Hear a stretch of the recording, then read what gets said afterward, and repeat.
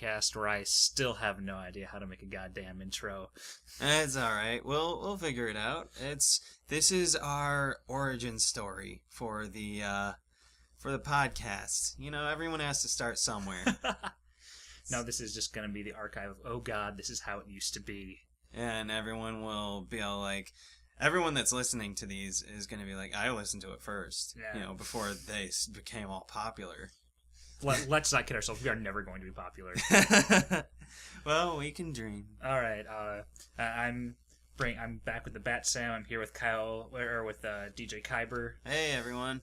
Back from our first episode, and in our last episode we did kind of a hidden treasure with our last call in the City of Bridges. Now we have an infamous failure this week with Howard the Duck.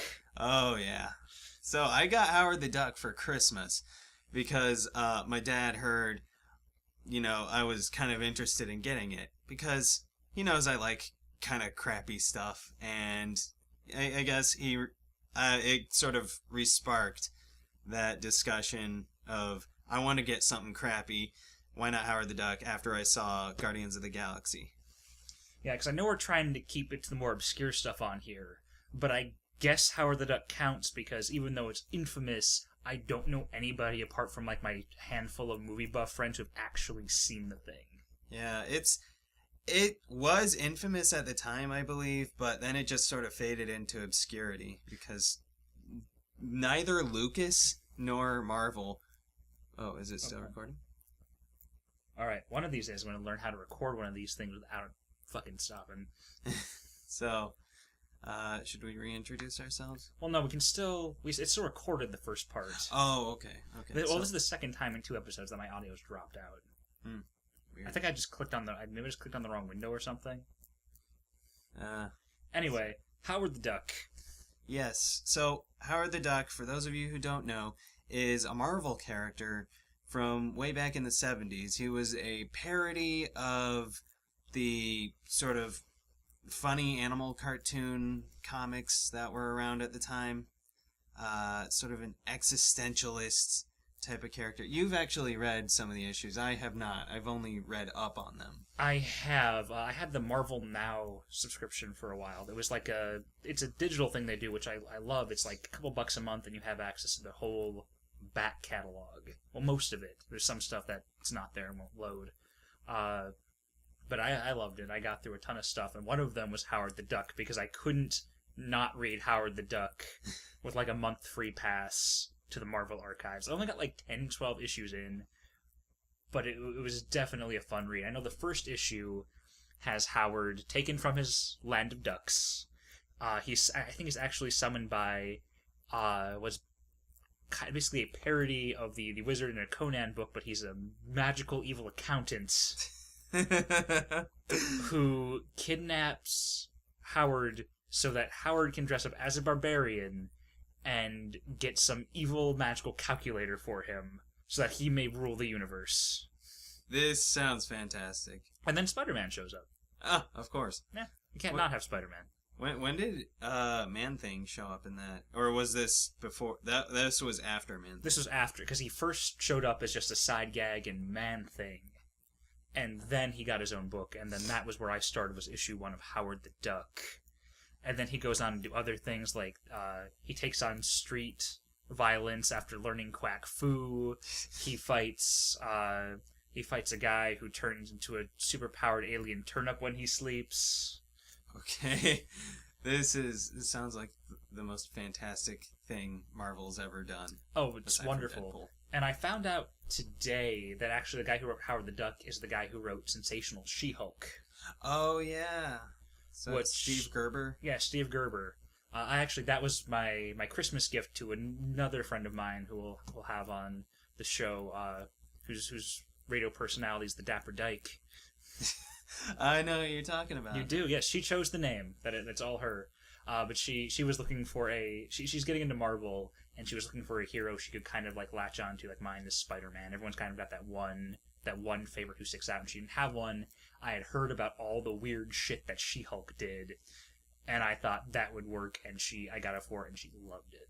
Yeah, She-Hulk is another one of those characters that has like this really strong cult following, and like both her and Howard are sort of in the same vein, and now I know why. Steve Gerber. Yeah, well, I think it's just one of those things where they're not big enough for Marvel to really give a shit, so they're allowed to do just the batshit insanity. Right. Because I know, like, She-Hulk, her first issue, she takes on Stiltman. She punches her way through comic panels. She breaks the fourth wall by talking to the creator. Hell, the comic is just her holding up a copy of the first issue. The front cover is her holding up a copy of the first issue, saying, "You'd better buy this book, or I'm coming to your house and burning all your X-Men." She goes into space with a bunch of truckers and a guy who dresses like a boar, and okay. Like, I don't even know where to fucking start with She-Hulk. Just go read Sensational She-Hulk. Steve Gerber the Marvel universe is a better place because of him. Too bad he died in 2008. Yeah. Well, then there was all that gunk that actually went on behind the scenes with Howard, where Marvel wanted to take Howard away from him and give him to other creators. They didn't like that, so he made Destroyer Duck over at Image Comics. And then he kind of came back to Marvel sometime, and then there was that where he kind of implemented a crossover between Savage Dragon and Marvel. Yeah. Where he was working on Destroyer Duck and Howard the Duck at two different companies at the same time, and so Destroyer Duck had to go save his friend from an evil corporation. Yeah, and then when he saved him, he painted himself green and went into the Witness Protection Program under the moniker Leonard the Duck. Yes, so anytime you see Howard the Duck in the mainstream Marvel universe after that, he is technically a clone. Yeah. Because you can't have comic books without clones. Right. So, I don't know what happened to Leonard the Duck, though. I guess that'll be the next thing we have to dig up. Yeah. Next time on the podcast, Leonard the Duck. Let's hope for that. Image is also a fantastic. Well, Image got fantastic. True. It 90s Image is in the 90s, Image was just kind of this amalgamation of all the things we now look back at 90s comics and hate. Right. It was physically embodied by Image, mostly by Rob Liefeld and also by Frank Miller. And Jim Lee a little bit, too. A little bit of Jim Lee. Yeah, but Jim Lee's gotten better. Unfortunately, Rob Liefeld has not. It's hard to really stay too mad at Rob Liefeld, though, because he means well. Like, he's imagine if you gave a 12-year-old mainstream publishing. It's like, yeah, I like superheroes are gonna be super muscular. And then this guy has a gun, and his face is a skull, and his name is Chapel. Lots of guns and more pouches. Yeah, shoulder pads too. Their shoulder pads need to be bigger than their faces. Yep, I hate his work, but as a person, like, I follow him on Twitter, he's essentially just an over-enthusiastic 12-year-old. Yeah, true. I mean, I agree. Like, there's a lot of people that just genuinely despise him. But I just think, I don't know. Like, when I started reading his stuff, I was like, well, that's cute. He's very enthusiastic. And then it sort of evolved into, that's adorable how enthusiastic he is about these action superhero comics and stuff. But yeah, unfortunately he's also gotten into some troubles with burning bridges, and now apparently he can't get a job at Marvel or DC anymore. Well, I think he's still working over at Image, or he's Yeah. Rob Liefeld. He's always doing something. If he gets fired from everything, he's just going to start doing comics in his mother's basement. Right. Well, we can even use this to segue back to the movie, where in terms of entertainment, for the most part, I don't have it in me to have that hatred for a lot of things that in the industry that some people do. So when stuff is awful enough, I kind of just appreciate it for just how fucking stupid it is. Like, it's too dumb for me to hate. So, things like the Wolverine movies. Yeah. Like the Wolverine movies, they are dumb. They were awful, but they're just too dopey and insubstantial to have a true hatred for. It's not like fucking Gundam Wing, where there's plenty to actually hate. Come at me, fanboys. Come at me. And it's not like that with actual stuff. It doesn't take itself seriously enough for me to actively dislike it. And so that's how I feel about, Wolverine, how I feel about Rob Liefeld, how I feel about Howard the Duck the movie. Right. Yeah, so Howard the Duck, Should we do the spoiler-free how we thought about Are it? you? Can you spoil Howard the Duck? It was all over the place. It is just like you said, Sam. Bat Sam. It was just all over We've got to the come up place, with better but radio names. You can't really hate it because it's not inherently offensively bad. It's just kind of like they didn't know what they wanted to do. They wanted to make 5 different movies out of one movie. Pretty much. You know what? The acting was bad. The tone was all over the place. The pacing was weird. The effects were kind of hit and miss. And but the thing is, it all comes together to create this perfect storm of bad that I can't help but just, oh god, I love it. It's beautiful. More Howard the Duck. I think if they got rid of like all the adult jokes, all the adult humor, I would have actually liked it a lot more. But the duck tits, play duck. Oh yeah, that's right. We got duck tits. Yeah, those were bad. Yeah. Like, I'm not even kidding. First scene of the movie, how it opens up a play duck, and it's a topless anthropomorphic duck with duck nipples. Yeah, and big duck boobs. Big duck boobs. And then, probably not even a minute later, when he gets ripped through his apartment with the laser that takes him to Earth, and he plows through another woman duck's apartment who is also bathing and is naked. Yes. So we get 2 shots of duck tits within about, 2 minutes of each other? Yeah. If that. If they would have gotten rid of that, both of those, the movie would have been a lot better. And then also that part with Beverly in her undies and Howard making moves on her, and then she makes moves on Howard, and then he freaks out. Well, should we take a slight step back and just give like a brief summary? Yeah. So Howard lives in a world of ducks, where he is Howard the Duck.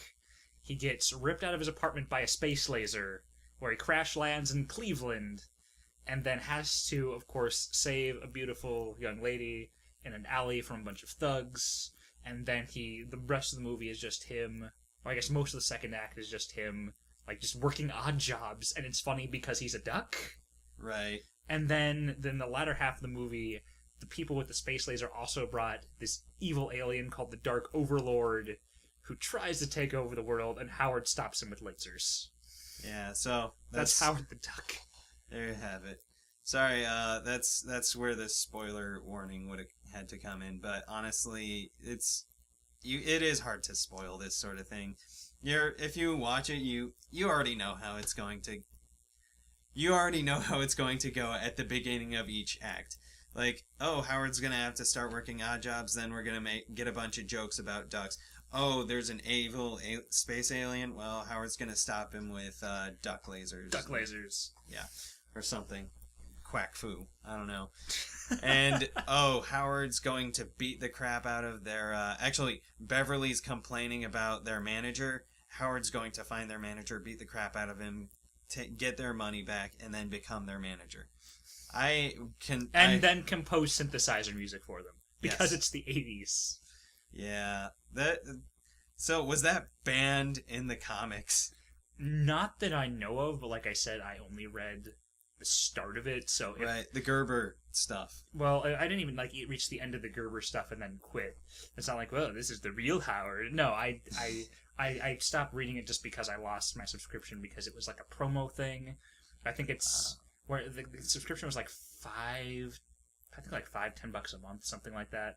But they were because of Comic-Con, they did a promo where they gave you access for 99 cents. Oh, nice. No, it was great. I loved it. I could just download everything to my phone. Yeah. So I got through Winter Soldier, I got through House of M, I read Agent X, which is actually Gail Simone. Yeah, you got me that. Gail Simone wrote kind of a Deadpool book for Marvel, and that was great, and just a bunch of other random stuff. And I had to read me some Howard the Duck, but then my subscription ran out, and I couldn't justify the expense on having a regular subscription for it, so I just kind of let it lapse. Right. So, yeah, Agent X is, by the way, I believe he's a clone of Deadpool. It's convoluted as balls. You know, we'll next time. Yeah. Next time on the podcast, Agent X. By Gail Simone. Got out. So, More Gail Simone, eventually. There will be so much Gail Simone.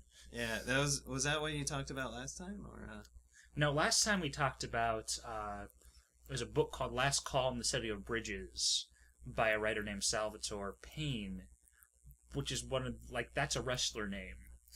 If I ever... That's either a wrestler's name or a Rob Liefeld character name. Oh, yeah. Salvatore Payne. It's one of those two things. And basically, yeah, the story's... just go listen to it. Okay. So, anyways, back to Howard the Duck. The movie... the special effects, were hit and miss. Howard himself was just... I don't know, it's hard... it's a little hard to hate Howard the Duck because they did the best with what they could. But you could tell it was a little person in a suit with an animatronic face. No, correction. That was 7 little people in a suit with an animatronic. Oh. There are 7 different people listed as playing just the suit of Howard the Duck. Wow. Because, if you look at it, there's 7 people credited as Howard the Duck, and then one guy, Chip Zane, who did the voice. Okay. So technically, Howard the Duck was 8 people. Oh, man. But the villain was fantastic. Oh, God. Well, for the villain, who shows up about, I guess, a little over halfway through the film, played by Jeffrey Jones, the guy who was the principal in Ferris Bueller's Day Off. He plays a scientist who gets possessed by the Dark Overlord and just slowly turns evil, and it's just, you see, he's just, there's something eating me from the inside, and then he gets the dark, gravelly voice, and he just does this for the entirety of the rest of the film, and you can tell he's just having the time of his fucking life. What was that one thing he said, shut up. She touched my eggs. He was fantastic. Best part of the movie. Definitely. Yeah, because you can tell he's having fun with it, and then as you watch him go, he gets the 80s, they just painted the film glowing effects, and he can shoot lightning, and eventually he turns into, basically he looks like Dr. Wily with the crazy hair and the mustache, and he gets shoulder, or spine spikes, and you can tell he just doesn't give a shit anymore. They're in a talking duck movie. Yeah, he's better go all out then. Ah ha ha. Yeah, when you're acting opposite a talking duck. Yeah. So that part was my favorite. I just he was so cool, and I kind of want to see him in more comics. That does remind me, though. Did you know that they just relaunched Howard the Duck, the comic? Did they? Yeah. He doesn't look as cartoony as he used to, but he's apparently back to being, his normal cynical parody self. I have no idea what's really going on with Marvel right now because I'm reading a few of the titles. I'm behind because I don't like to buy individual issues. Yeah. I hate buying individual issues. I think I've explained this before on the podcast, but they're expensive to keep buying. They don't come out consistently enough for me. They're hard to store. You can't take them anywhere, and they're much more difficult to loan out to people. I wait for the trades. I get the trade paperback where I have everything. It's in one volume. I can read it from start to finish. I can take it on a car trip with me. I can loan it out to people, and it's not a problem. I can put it on a shelf, and the name is on the spine. And if you're anybody but DC, they're numbered. DC doesn't do that, huh? They're really hit and miss as to what they'll actually number. Because I've been in the comic shop where they'll have a series that I want to read, but they don't have the actual numbers on the spine. So I actually have to take each individual book off the shelf and check on the inside cover which issues it collects, to figure out which order the issues go in, because I don't know why they couldn't be bothered to number them. Yeah. But my friend actually is, one of my friends is subscribing to Marvel, and just recently, Spider-Gwen issue 2 came out. Yay! He subscribed to that, has not gotten issue 1. And Spider-Gwen 2 came out last week. So did she not pick it up, or did they just not have enough to meet demand? He called them and they said, "Oh, it's something wrong with the post office. It's the post office's fault." Damn you, post office! Damn you! Yeah, so, but he said, I don't really think that's the problem because I also subscribe to some Archie comics. Well, Sonic the Hedgehog in particular. That's no better.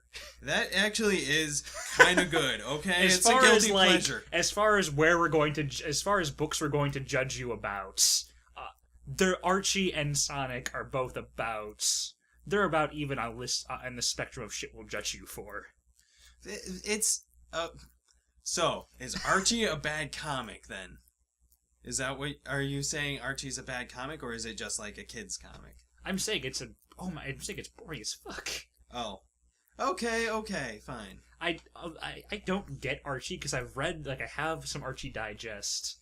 I've explored it just because I was aware of it and thought, well, let's see what's up with Archie, and it's boring. And then there's some parts where they'll set up a joke in the second panel, and then of course they'll broadcast it so much that it'll go on for 9 or 10 pages, and then eventually you'll get the joke. But sometimes they'll set up a joke, but that they'll trick you, and that there's no joke at all. They'll set up what looks like it's going to be a joke, and then it just doesn't happen, and then things don't happen. Okay, so you're saying that the Sonic Archie comics are just gonna be boring? I'm saying that Scourge the Hedgehog is what I'm trying to say. Actually, they retconned him. They just recently did a reboot. I don't think there's a Scourge anymore. Then they had to, because this guy was suing them. Ken Penders is his name. He was suing them because he made some Sonic OCs for their comic. Yeah, there we go, Sonic OCs. Yeah, he made some Sonic original characters when he was working on the comics, and then all of a sudden when they said, we're not gonna bring you back anymore because you're crazy, he was like, I'm suing you. Can you really describe anything as in a Sonic?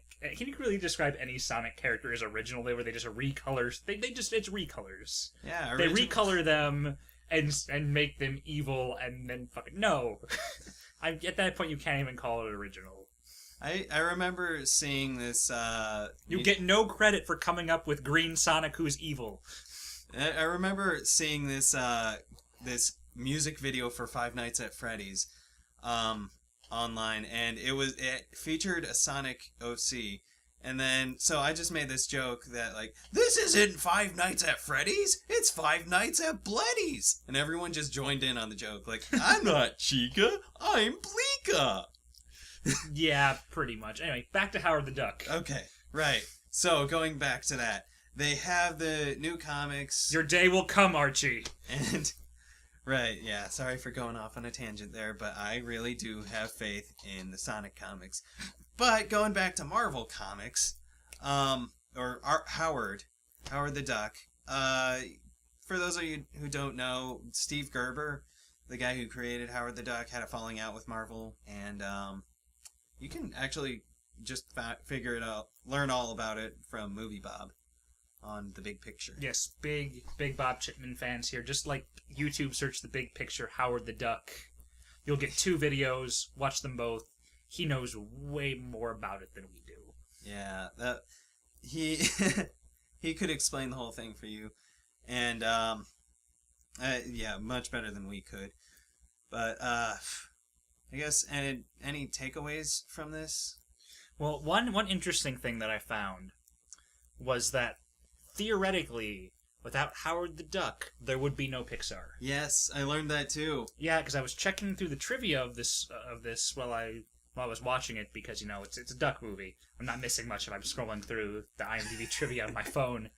But yeah, basically Lucas went all fucking in on this movie because he just bought Skyrocket Ranch and he had a shit ton of debt. He thought the talking duck movie will save me.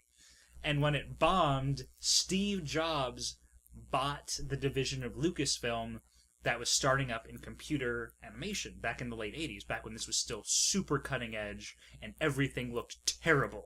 Right. And then he bought that, and then that eventually grew into Pixar. And then, yeah, Disney owns the rights to that, just like they own the rights to Marvel. Oh, it all comes full circle. Disney will own everything. Yes, and I will be so happy in that world, because I'm a Disney fan. I am. I mean, think about it. After Disney bought Marvel, everyone was saying, like, oh, they're going to ruin it. They're going to turn it all into kid-friendly stuff. And they actually made stuff so much better. Well, I'm kind of fall in and out of keeping up with the comics. Usually I start to get back, I'll find a couple titles, start to get back into it, and then I'll lose fucking track because it's navigating the continuity is a mess. Right. But for the most part, I think they've handled Marvel well. They gave us the Marvel Cinematic Universe. Mm-hmm. The Marvel comics are doing pretty well because I really like the fact that they're trying. It feels like they're genuinely trying to be more inclusive, giving Falcon the mantle for Captain America. I love Falcon. Thor is now Lady Thor, and Kamala Khan, aka Miss Marvel. Yeah, we have a Muslim woman mainstream superhero. Woman is a strong term for a 16-year-old girl. 16 girl. Yeah. Teenager. Yeah. We've got that. I think there are rumors of folding Miles Morales into the mainstream continuity. And that's going to be exciting. Which I like I like me some Miles Morales. Me too. And he was in the animated universe, voiced by Donald Glover. Yes. Yeah, so like people were saying Donald Glover should be the new Spider-Man, and even Andrew Garfield later said, "Yeah, Donald Glover should be the new Spider-Man." And now he kind of was for an episode. Actually, Have you seen that episode? I saw that. I read the comic it's based on, and then I saw the clips. Yeah. So they have the full episode out now. It's pretty awesome. Like, is it online? Can I watch it for free? I think so, yeah. Okay, because I've cut the cord with cable, so now I just stream everything. Actually, yes. So it is not the best quality of video. They kind of close up on it, but yeah, it was online, I believe, before the episode aired on TV. You mean you found a completely legitimate copy? It's on YouTube. You found a completely legitimate way to watch it. Yes. Yes. It's on YouTube. So hurry quickly and watch it before they take it down. All four of the Marvel or Spider-Verse cartoons episodes are online. Okay, because I'm really looking forward to reading Spider-Verse. I've actually got the first volume pre-ordered. I haven't seen anything from it yet. Or, like, I've seen clips, or just stuff that comes online. Like, I'm glad they're bringing Superior Spider-Man back, because I loved Superior Spider-Man. Yeah. We're getting, like, a Renaissance Spider-Man with a big frilly collar, and they're incorporating Japanese giant robot Spider-Man. So, the Renaissance Spider-Man, wasn't that from Marvel 1602? Or is that... I don't know. Because Marvel 1602 Spider-Man existed, and he was created by none other than Neil himself, Neil Gaiman. Neil Gaiman, very popular on this podcast. Yes. Oh man, we love you, Neil, and we will continue to misquote you far into the future. So, the only downside to the episodes of the Spider-Verse were plus side is they had Marvel Noir Spider-Man, who I love. And they had Miles Morales. Downside is they didn't have any Spider-Gwen. I thought that was where Spider-Gwen first showed up with Spider-Verse. Oh, you mean on the cartoon show? Yeah, sorry, in the cartoon, the episodes. Yeah, because I'm super excited for Spider-Gwen. Me too. I will pick that up once it comes out in trade, and not in individual issues. Yeah. I will pick it up when it's a trade paperback. Yeah, or you could also... it might be on Marvel Unlimited, or whatever that was, that subscription. Was it Marvel Unlimited or Marvel Now? I should know this. I had the subscription for 2 months. Let's say it's Marvel Now then, because I don't know. I thought it could be like Disney Unlimited, or no, that's Disney Infinity. I don't know. I mean, I'd tell our viewers to correct me in the comments, but we have no viewers. We have no listeners.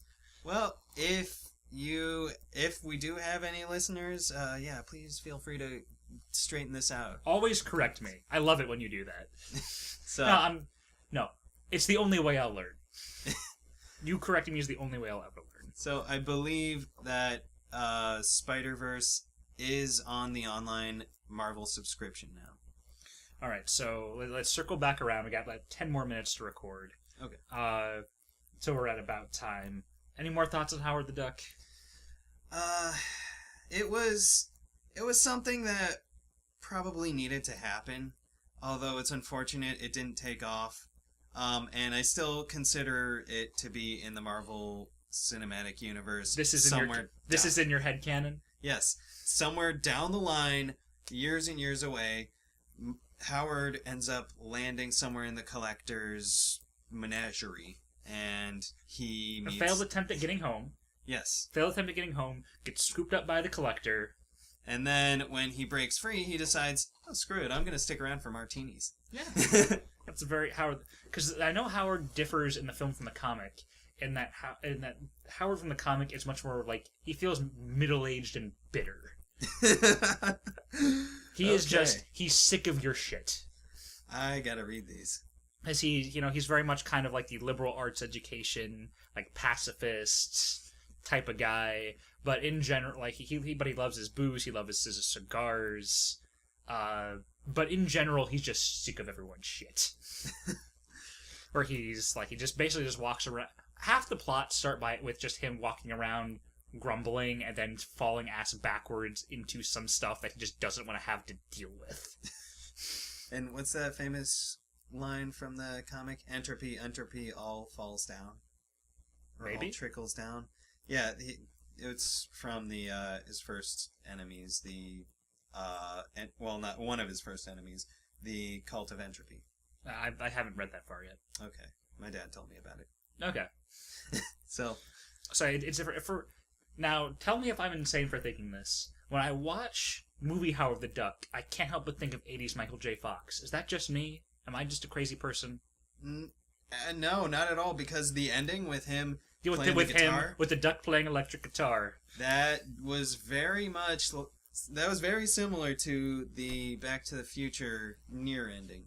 Just even in mannerisms, like he just kind of feels like Back to the Future Michael J. Fox. That might just be some weird misfire of my brain. Yeah, that... I don't know. I think you're onto something. I will agree with you on that, actually. I believe, yeah, he does have some very Michael J. Fox mannerisms, but that could just be the atmosphere of the 80s. And they were like, Michael J. Fox was really popular in Back to the Future. We should make more protagonists like Michael J. Fox. Well, yeah, I guess then again, it's the 80s. You put enough day-glow and synthesizers around anything. Right. They start to resemble Michael J. Fox, Arnold Schwarzenegger, and Bruce Willis with hair. Oh, Bruce Willis with hair. Oh, jeez. So... Okay, final thoughts on Howard the Duck. Is this a movie worth watching? I would say, if you're a Marvel fan, yes. You should know about Marvel's first feature film in theaters. I would also say watch it, but not necessarily if you're a Marvel fan, because as far as, like, actual connections to anything, this movie has no actual connections to anything Marvel. I didn't even know it had any until I just stumbled upon the comics. I had no idea that it had any sort of Marvel connection. It's basically, if you've heard of it as some sort of cult classic, or you just know the character and you want to go exploring, or you're just, like us and just the laziest kind of masochist. Because I can't dress it up. It's a bad film. Yeah. It's a terrible film. I have a soft spot for stuff when it reaches a certain level of over-the-top, wretched, awful terribleness. But it's not a movie I feel ashamed for owning, just like I'm not ashamed that I own The Room. Everyone should have a copy of The Room. Exactly. Go watch Howard the Duck for the same reason you'd watch The Room. Yeah. Just to, like, sit around with your friends and make fun of it. Yes. If you watch it alone, it might feel a little weird. You'll probably be bored, but if you watch it with friends, it's going to be a hell of a time. Well, if you're watching it alone for the duck tits. Yes, then you might be a furry. Feathery? Feathery. What do they call, like, the reverse furries fleshies, I know, but... Wait, what? Reverse? What? If there's a very small subculture of furries that prefer to think of themselves as people trapped in a wolf's body, trapped in a human's body. So, like, they're basically, they think of themselves as actual walking, talking anthropomorphic animals who wished they were humans. You know what?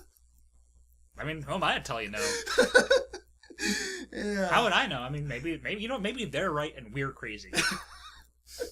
No, that's your thing. Go for it, man. So, yeah, and they're called fleshies. I will never tell you that not to do your weird thing so long as it's not encroaching on anybody else. You have a weird thing that makes you happy, you go do your weird thing. Exactly. You let the freak flag God damn it. You let the freak flag fly. There we go. Try saying that 5 times fast. Freak flag fly. And watch Feathery Fowls with fantastic... There's no F word for boobs. Flappers. Flappers? Yeah, flappers! Flappers! Yeah, they are ducks, you know. There we go. And hey, we managed to make it the entire episode without talking about the condom that Beverly found in Howard's wallet. It's because I blocked it out of my mind. It was outside of a wrapper. He may have actually used it and then just... Well, it was still rolled. Oh, true. But it was still not in a wrapper, which is never a good thing. Right. Anyway, we got to see that Howard had a condom, so we got to have mental images of duck dicks. Thank you, Howard the Duck. And that was definitely not a kid-appropriate joke. Don't show this movie to your kids. I know it might look like a kid's movie. I know it's got the talking cute animatronic duck. Don't show it to your kids. It even has a few kids jokes, but you're going to have to answer a lot of very uncomfortable questions. Yes. Oh God. I blocked that out of my mind. Why did you have to bring it back up again? I was just amazed I managed to make it this long without bringing it up. I had to ruin it. Yeah. So all right. So, yeah, that's Howard the Duck for you. Thanks for listening. All right, later.